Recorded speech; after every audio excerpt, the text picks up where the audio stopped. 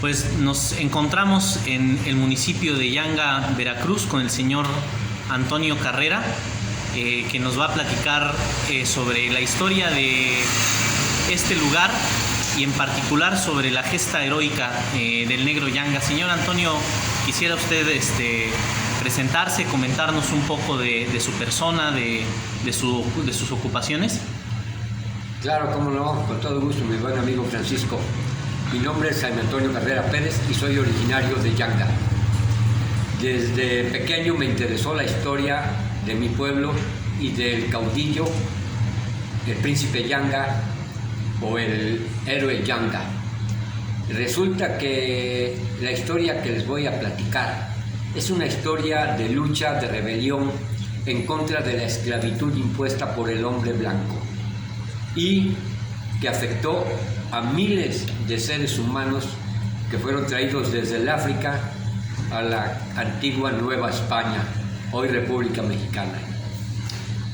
Allá por el año de 1570 es hecho prisionero en algún lugar del África un muchacho de aproximadamente 16 años de edad.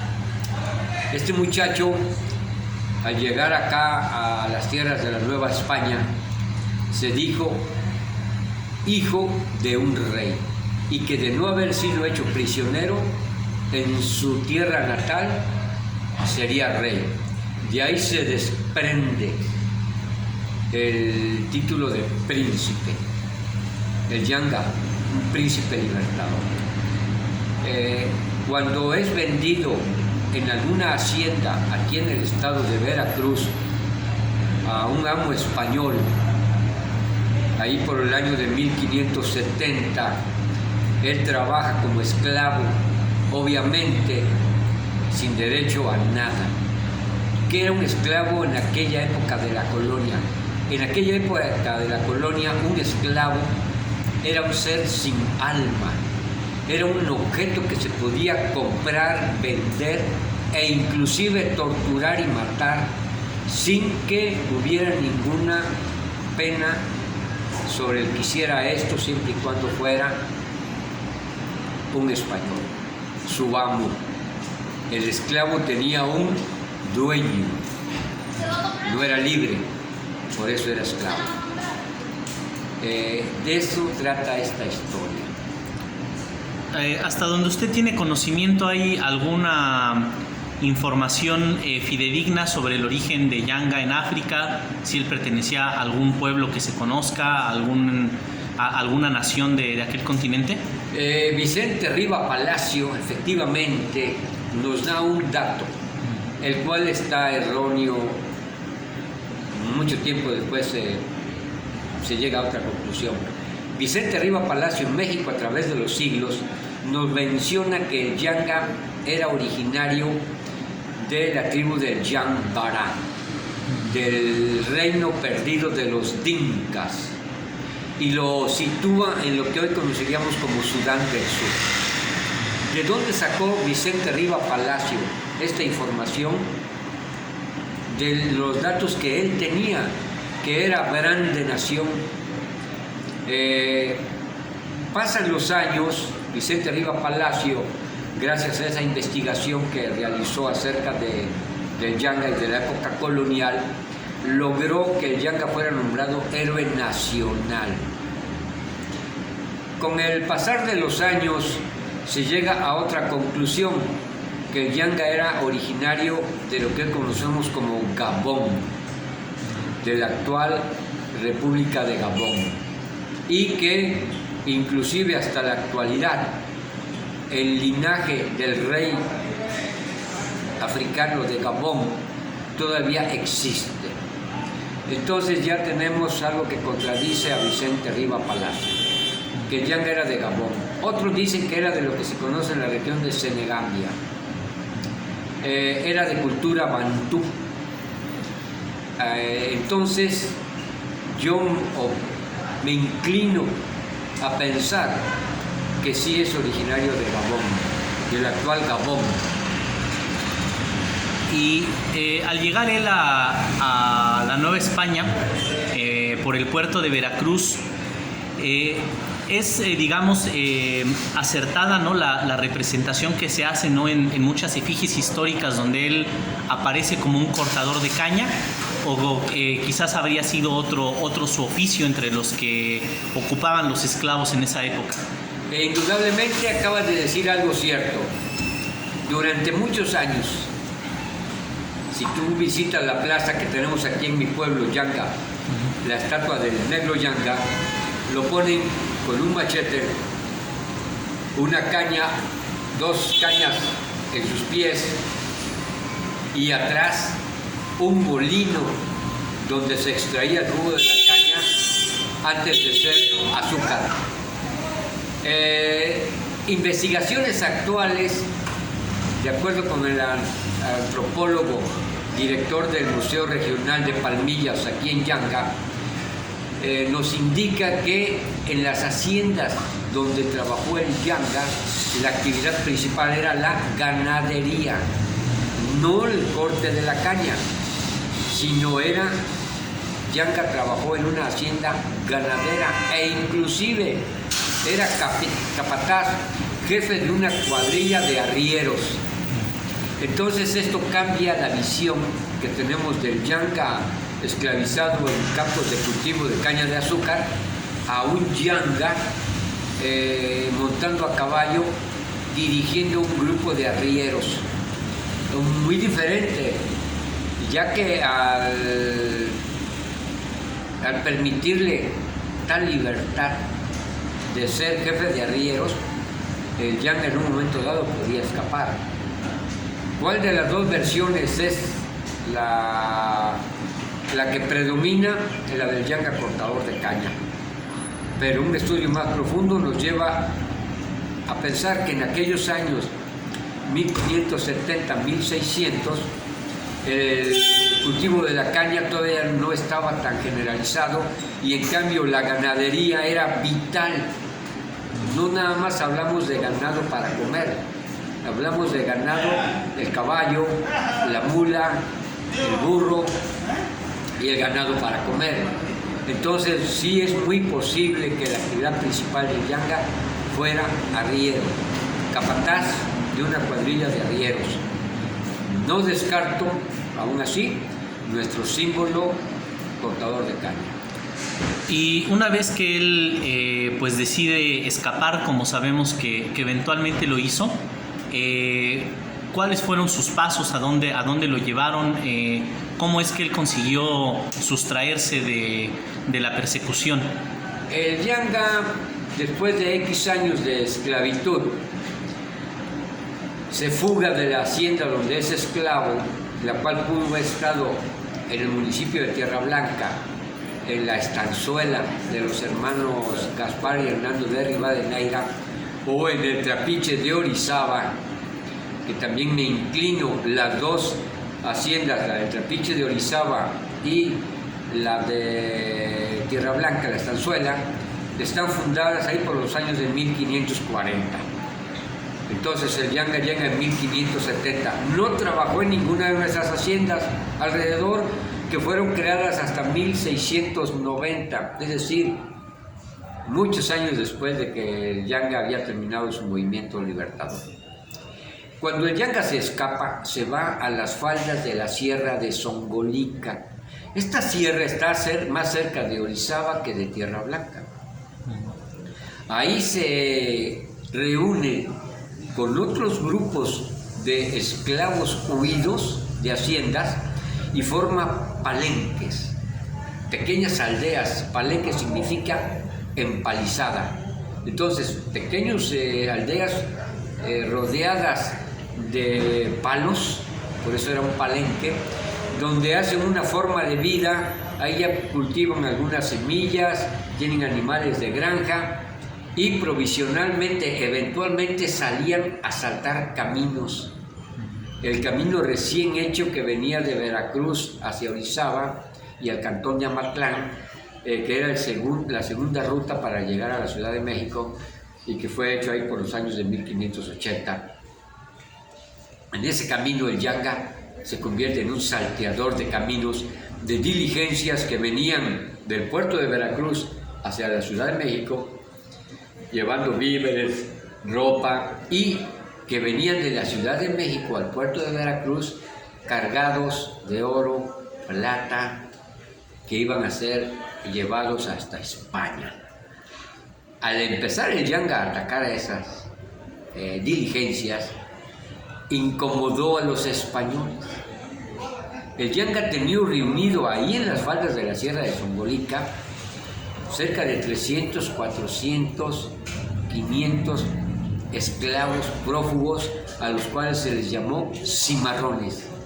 Cimarrón es realmente no un animal de monte, sino es un animal que ya fue domesticado y que después de un periodo de domesticación se escapa y regresa a su estado natural salvaje. Es decir, no es un animal que realmente siempre ha vivido libre, sino que como un esclavo nació libre, es esclavizado y después recupera su libertad y se va a vivir en el monte.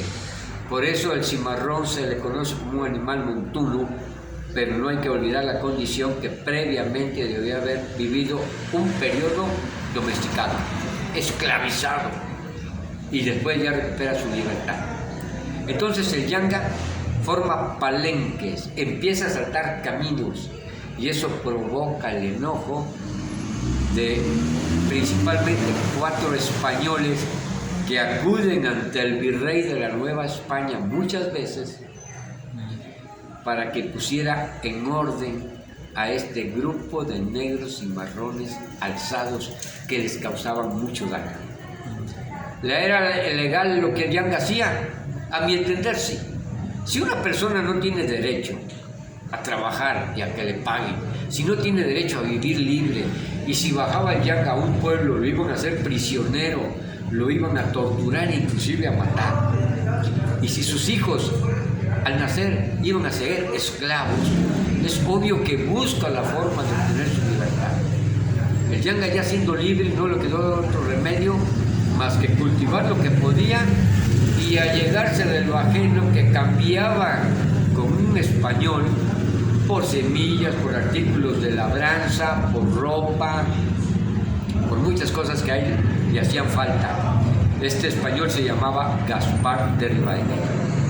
Entonces el Yanga organiza palenques y organiza una especie de lucha de guerrillas. El español le llamó bandolerismo. En ese momento dado es cuando vemos al Yanga activo, rebelde, luchando. ¿Qué luchaba Yanga? Después de 30 años, don Luis de Velasco II, virrey de la Nueva España, le hace caso a la petición de los hacendados. Todavía la ciudad de Córdoba no existe, a los hacendados españoles que habitaban esta región, los cuales le habían dicho: oye, ya pongan en orden a este hombre. Y manda, buenas tardes, y manda al capitán Pedro González de Herrera, que salió de la ciudad de Puebla a enfrentar las tropas del Yanga.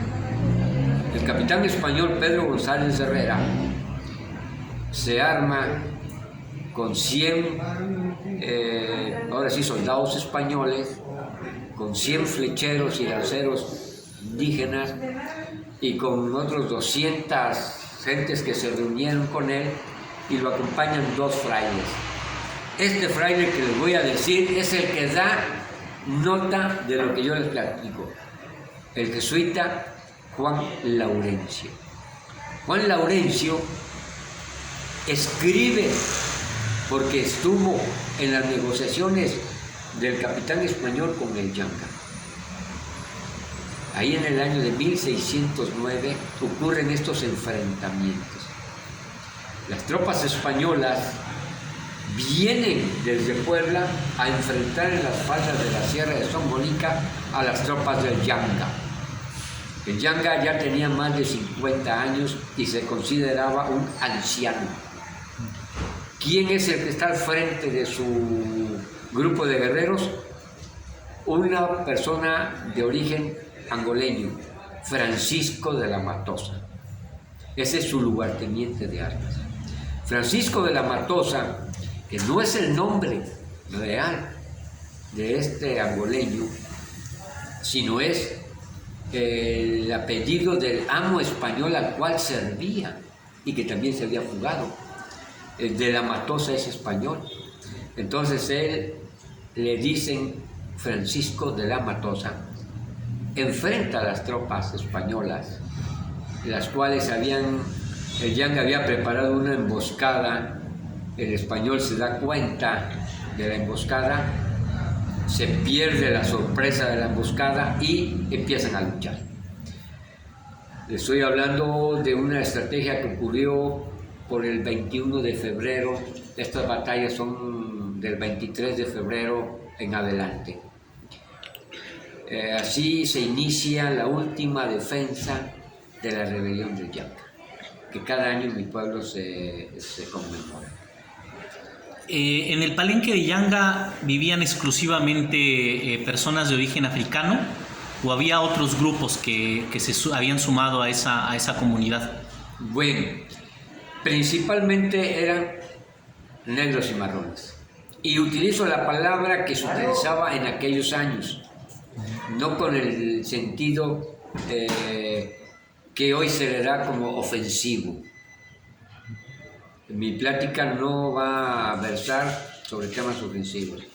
El esclavo cimarrón, que estaba en las faldas de la Sierra de Zongolica, eran los habitantes principales de los palenques. También vivían algunos habitantes de los pueblos originarios, llamados en aquellos años indígenas, porque el Yanga no estaba peleado con el habitante original de nuestra tierra. No, el problema del Yanga era el hombre blanco, y principalmente aquel que lo había hecho esclavo. Así que sí tenemos que en los palenques del Yanga había hombres africanos y pobladores originarios indígenas, llamados por nosotros. Pero mayoritariamente totalmente africanos. La mayoría africana. Esta mayoría africana es la que funda nuestro pueblo. Y pasando a eso, ¿cuál es el saldo del enfrentamiento, el resultado del enfrentamiento, de la lucha cuando Yanga y su gente defienden el palenque? Cuando el Yanga empieza, el capitán español, siguiendo las instrucciones que el propio Yanga le dio, ojo, una estrategia militar del Yanga. El Yanga, después de 30 años de andar a salto de mata y de ser considerado un prófugo de la justicia del hombre blanco, él ya era libre en el monte, pero él quería la libertad reconocida por aquellos que se la habían quitado. Es decir, quería el papelito, papá. Me hiciste esclavo y devuélveme mi libertad por escrito para que yo pueda viajar y bajar a cualquier pueblo sin que me hagan esclavo otra vez. Para él y su gente quería la libertad. Entonces el Yanga, al enfrentar las tropas, el capitán español reporta que va ganando, que él va destruyendo los palenques y que se va adentrando en la Sierra de Zongolica. Obviamente el terreno era el del Yanga. Entonces el capitán español, que llevaba un número fijo de guerreros, iba teniendo bajas igual que los del Yanga, pero iba ganando palenques, se iba adentrando en la selva. ¿Qué es lo que vio el capitán español?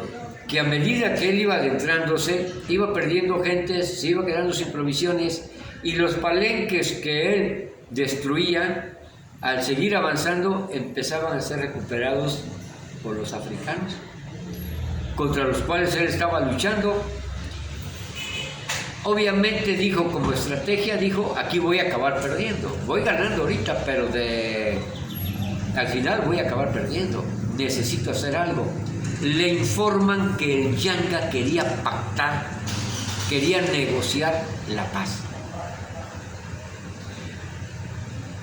Cuando el capitán español se da cuenta o le informa, oye, el Yanga quiere negociar la paz, el Yanga presenta un pliego petitorio, las llamadas capitulaciones del Yanga. El capitán español accede a iniciar una tregua y se entrevista con el Yanga, lo relata el padre Juan Laurencio, y al entrevistarse, el Yanga le dice: tú quieres que yo entregue las armas y que deje de ser un problema para ti, de asaltar caminos. Yo quiero mi libertad y la de toda la gente que me acompaña. Quiero que me des un pedazo de tierra donde fundar mi pueblo y pueda yo progresar y prosperar. Entonces, me vas a dejar de molestar.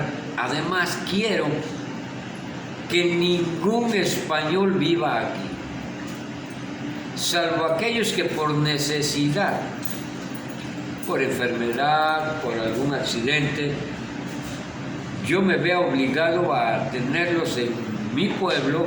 Les doy 48 horas, los atiendo y después se van.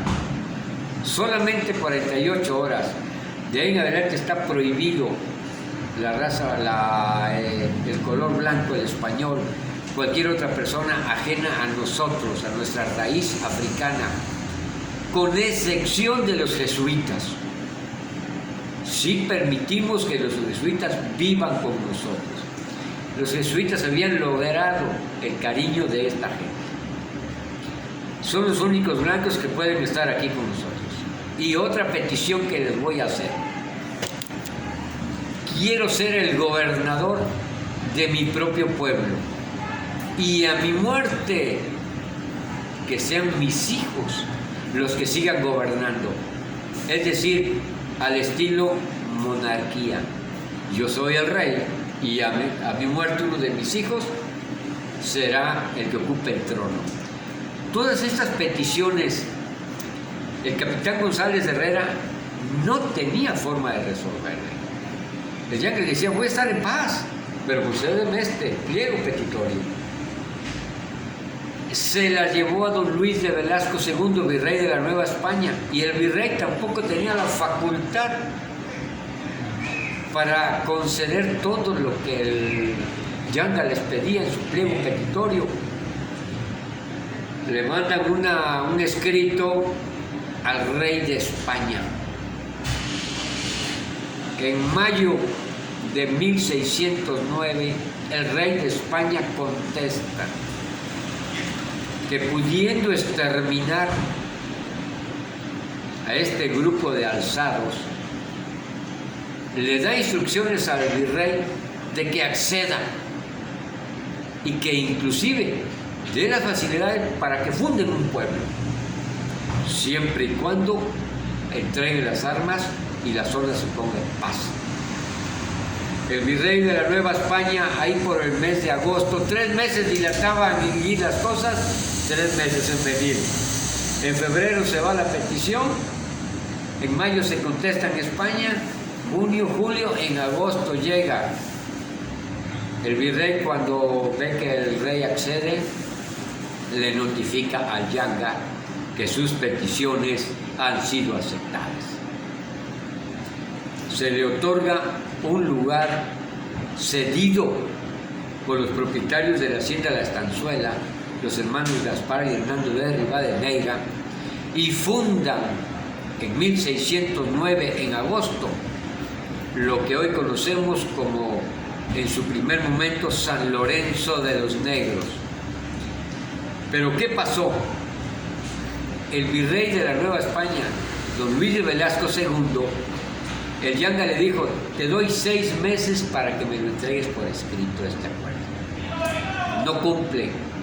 Antes de ese término es mandado a llamar a la Nueva a España y le dan otra encomienda, lo mandan al Perú. Y ese trato, ese pacto donde se iba a poner por escrito, no llega a ocurrir. Queda un largo periodo de 1609 en que de verbo, de palabra, se les dio la libertad, fundan su pueblo, pero no hay un documento. En 1618 fundan la ciudad de Córdoba. A ellos sí se hace la petición en 1617 a Diego Fernández de Córdoba, marqués de Guadalcázar, 4 españoles van y le dicen al virrey de aquel entonces: oye, el anterior virrey le dio la libertad a este grupo de cimarrones y para nosotros son un peligro. Mándanos soldados para defendernos de ellos. El virrey les dice: miren, no puedo, ustedes son muy poquitos. Reúnanse 30 familias de caballeros españoles y yo les autorizo, no un pueblo. Vamos a fundar la villa que lleve mi apellido, la Villa de Córdoba. Entonces estos 4 españoles reúnen a 30 caballeros españoles con sus familias, le mandan la lista al virrey de la Nueva España, don Diego Fernández de Córdoba, y le dicen: aquí estamos, papá, ya reuní tu requisito. En el año de 1618, abril, el virrey de la Nueva España concede el acta de la fundación de la Villa de Córdoba. El pueblo de San Lorenzo de los Negros no tiene un documento todavía. Y ya han pasado 1609 a 1618, 9 años, y siguen sin un documento. Hasta que el año de 1624 llega Rodrigo Pacheco de Osorio, marqués de Serrano. En el año de 1630, a petición, presumo, de Gaspar Yanga, el hijo del Yanga, que le siguieron haciendo la petición de tener una constitución oficial, un reconocimiento oficial de la corona española, para ser considerados un pueblo establecido legalmente y reconocido. Este virrey, el 3 de noviembre de 1630, extiende el acta que está en el archivo municipal de Córdoba. ¿Pero qué pasó? ¿Por qué Gaspar Yanga? Porque resulta que en el año de 1618, el mismo año en que se funda la ciudad de Córdoba, ahí por los meses de abril, mayo de 1618, entre los meses de octubre y noviembre, llega una partida militar que sale de la ciudad de Córdoba, hace prisionero a Yanga y a otro grupo y lo ejecuta. Al final los cordobeses acaban ejecutando a Yanga. Año de 1618, entre los meses de octubre y noviembre. Está documentado en un libro que son jornadas en honor a Gonzalo Aguirre Beltrán, editado en el año de 1984 por la Universidad Veracruzana. Les dejo el dato por si lo quieren consultar. Ahí está la muerte de Yanga.